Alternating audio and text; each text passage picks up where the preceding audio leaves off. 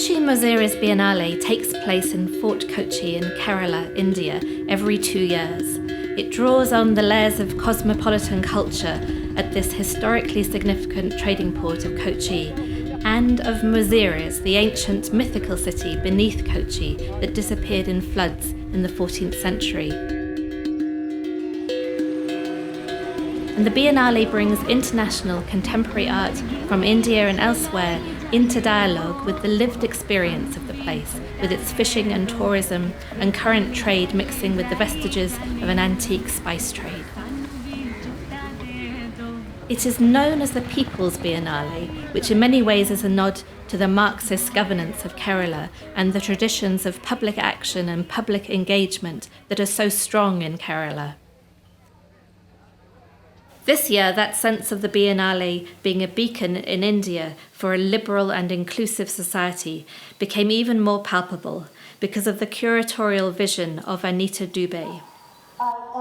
In this, the 4th edition of the Biennale, 50% of the artists were women. Anita also gave status to the role of the audience, saying, "The public stage will belong to everybody who wants to claim it." This provided the opportunity for our 5-day writing workshop called Exchange and Flow, which set out to explore the Biennale as an audience-led endeavour. More specifically, we asked the question, what do audiences do with artworks? In other words, what is being experienced in the Biennale?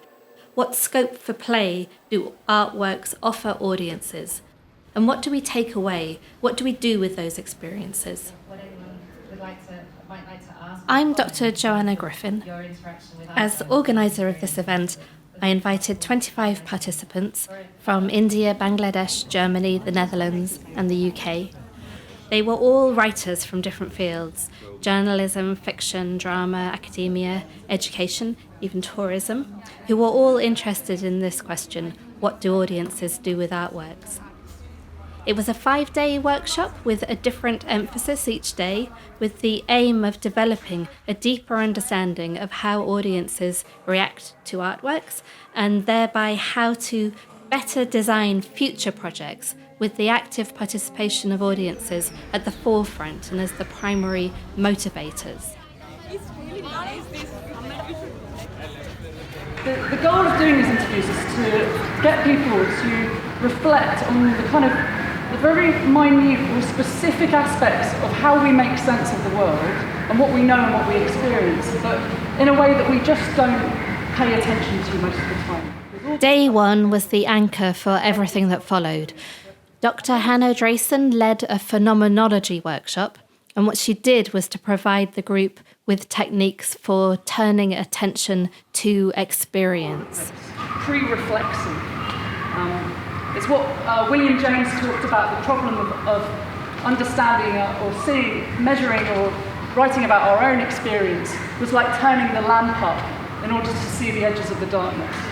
The first thing she asked us to do was to imagine a box, and you open the lid and inside is the audience, and she asked us to draw what that looked like. Then she had everyone work in threes and revisit an experience of a remembered artwork. And if you could describe, since there are 2 doors, what door you went in from, and there's 2 works, so which one did you see first, and then how did you kind of proceed in the room? And this revealed the ways we use each other to construct experience. So really think about doing some writing, just for 15-20 minutes, that describes that experience, and any thoughts that you have about what you found out. Hannah gave us a shared structure for talking about experience, and also vocabularies that would start to shape into writing.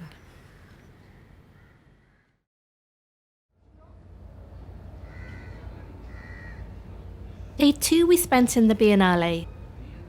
The aim of this day was to explore audience experience through non-written forms. We had 4 workshop leaders. Udit Parekh led a drawing workshop. Christophe Boyer led a voice improvisation workshop. Muriel Ikareth led a movement workshop, which actually drew a lot of attention.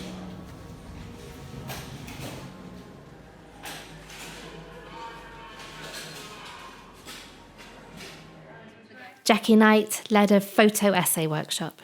Nice. That's really nice. So were you making an edit from this? Yeah, edit? Sure. Yeah. And now the one who is following is also singing. Sing the movement. And that's the point. Something is singing inside of me that is not me. So the whole story is about that.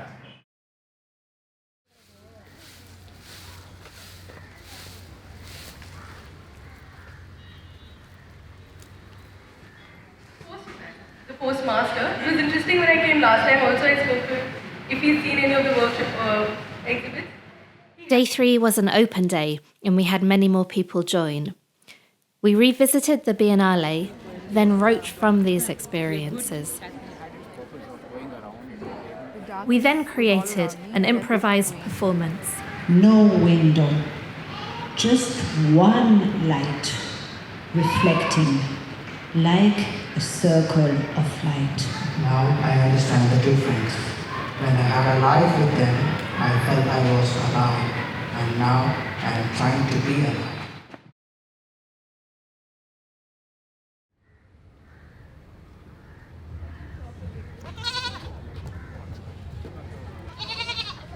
Day 4 marked a shift. I wanted the participants to think about how the work we had done at the Biennale, exploring the exchange and flow of audience with artworks, might translate to other contexts. We are producing among the largest amount of empirical work which is possible.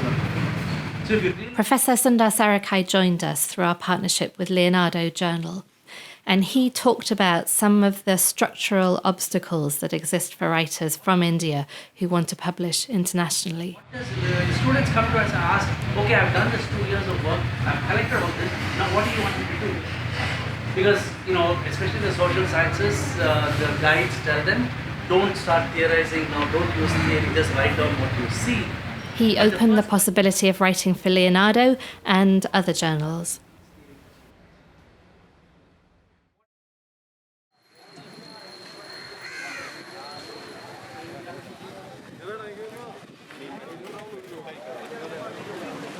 Day 5 was an evaluation day. We had a number of guest speakers with us. When we think of archives and in the literature about archives, we think about Mark Paul Meyer, senior curator at the iFilm Institute in the Netherlands, talked about exchange and flow from the point of view of the archivist. What the HERA project made very clear that there are also other criteria for selecting. Exchange and Flow drew on a major European research project that the iFilm Institute was closely involved in. Mark Paul talked about its influence on their collection strategies and the importance of knowing what audiences value. A film program in a theatre is not just only that one masterpiece of 90 minutes, but it's also the before and sometimes even the after. Dr. Janvi Falki, director of Science Gallery Bengaluru, talked about her radical approach to engaging audiences in science museums. It's about process. Colleagues who have worked in museums have already talked about this. So I think the gallery should become a place where people can come in order to explore the process of knowledge making. Professor Sundar Sarikar, philosopher of science from the National Institute of Advanced Studies, talked about the ethics of theorizing about experience. In the scientific temper debate in India, the problem with it is this question of experience, speaking on behalf of others. And he talked about the difference between authoring experience and owning experience. We can all share experience, we can all participate in different kinds of experiences. But there is a core of certain experiences which whatever you do, you cannot share in it because you cannot, lived experience is defined by what you cannot get out of. And finally, I invited Professor Ashok Chatterjee, the former director of the National Institute of Design in Ahmedabad, to draw together the insights of the Exchange and Flow workshop to create a manifesto for audiences, which could be shared beyond the Biennale. Yes? We are sort of trying to sum up what we said first, that we are all implicated in the audience from the beginning. This has been very important. Then the fact that we can be authors of our experience, and changing the way we perceive with certain techniques that we learned, like the micro phenomenology or the movement or the singing, that we can also connect in our experience by experiencing something in these techniques together. And are you talking about the audience as a collective, or are you talking about the individual? It can be both, that's the point. The more important question is, what is the work we have to do as an audience before we become an audience? Okay. And that we can probably think about. Well, that's very important. Okay, yes, madam. I want to respond to the idea that we're making it too difficult for people, because that's very close to dumbing down everything. And I don't want to make a new category of poor, impoverished people that won't get it. Any other things you want to add to this list? The notion of accessibility, creating or enabling a space for translation, letting go of preconceptions and engaging with changes, and also the risk of letting go any prior knowledge or like a prior conceived identity. From this discussion, we drew together the Kochi Declaration for Audiences, which recommends the following. Create relevance that can enable audiences to seize new opportunities and keep pace with knowledge. Encourage individual curiosity that can move with sensitivity toward informed opinion, breaking the barriers of preconceptions. Relay experience as openness, rejecting standardized responses, with viewers and audiences as co-creators and co-conspirators. Encourage audiences to become authors of their own experience and to understand experience as a fraught terrain and as a process with its own ambiguities, challenges, and rewards. Move beyond instruction toward questioning that invites mediation and interpretation. Make space for diversity without preconditions and expectations. Value collaborative processes over individuality and accept fresh responsibilities as informed, empowered, and participating audiences. Build respect for the curatorial task and for the importance of archives and cultural resources which must be available in the public domain. Create a culture of scholarship that avoids gatekeeping and encourages inclusion.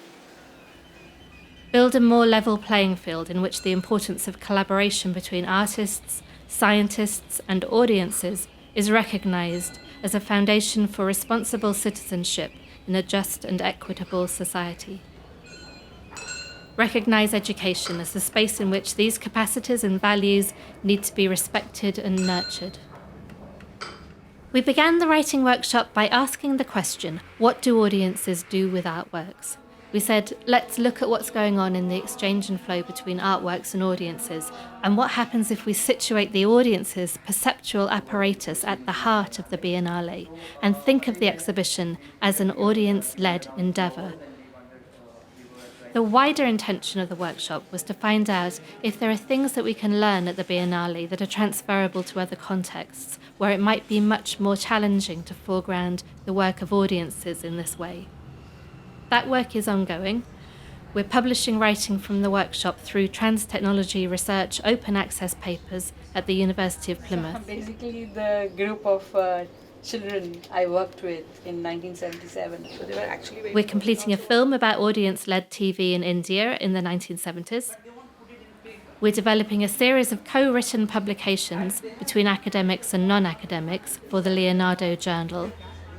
And we're also creating podcasts for the Creative Disturbance online platform. Thanks to everyone who was involved.